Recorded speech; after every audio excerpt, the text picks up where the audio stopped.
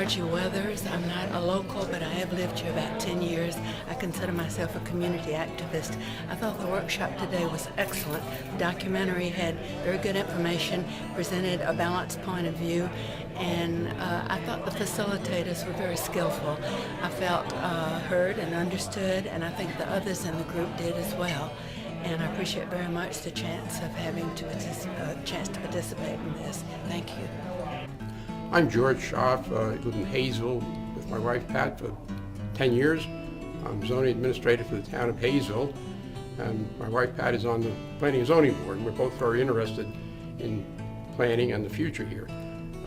We see retirement as being very important to the area. I think it's an industry almost. People are moving in. And I think the people will listen if a good story is presented, which is what's happening here. That's what I saw today. It's very understandable, and they're giving alternates, which is a very good thing. I'm Rufus Stark. I live here in Clay County, and I've been enjoying living here and appreciate the resources that we have. I was really interested in the video performance. To hear some folks say, you know, I heard one man say, it's my land, I ought to be able to do with it what I ought to do as long as it doesn't hurt anybody else. Well, that's the whole point. We all have to be concerned about what we do is hurting one another and helping one another. So I'm delighted to see that we're beginning to talk about this issue of how we develop the property that we own. I think it's important that we all consider some concerns about how we can help one another, how we can develop our land so as to help each other. I think that's terribly important. I'm Russell Lennon Cole. I'm from Hazel, North Carolina, Clay County, and I'm one of the people that always wanted to live up here in these mountains and be a part of a community such as we have here. Many people like myself came up here in order to be a part of this, not having any desire to come to change anything, but we moved here because we liked it, and we wanted to continue to see it to be the kind of place that drew us here, and to be supportive and helpful in any kind of changes that might come along that would be helpful in that direction.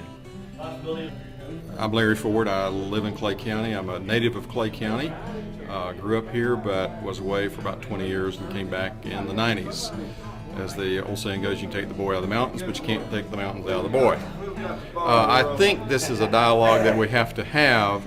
My main concern is to make sure that this whole process doesn't take on a life of its own, and that it's not a freight train of regulation that's heading down the tracks that no one can stop and talk about.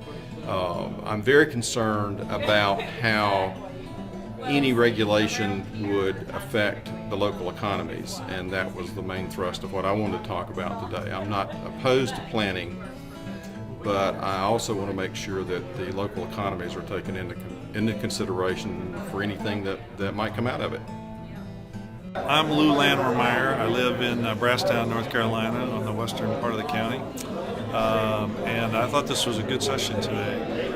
The issues that we talked about are no longer new, which is a good sign. I think there's enough currency that people recognize them and they're willing to get engaged. I think we're still sort of struggling with how actively we want to manage this process. How much intervention are people willing to either tolerate or support to get the changes that we need? The encouraging thing is, I think that there's almost a unanimous point of view that the current trajectory is, in the long term, somewhere between dangerous and really destructive to the things that we all value. So we do need to take some steps. How quickly people want to move and how far they want to move are still up in the air. I'm Mary Jodak, and I live in Clay County and am a developer of a small conservation by design subdivision here. 60 acres, 10 home sites, and 40 of the acres are in a permanent conservation easement. I'm here as an advocate for a design that uses this approach rather than coming in and taking all of the land and dividing it into sort of equally sized parcels.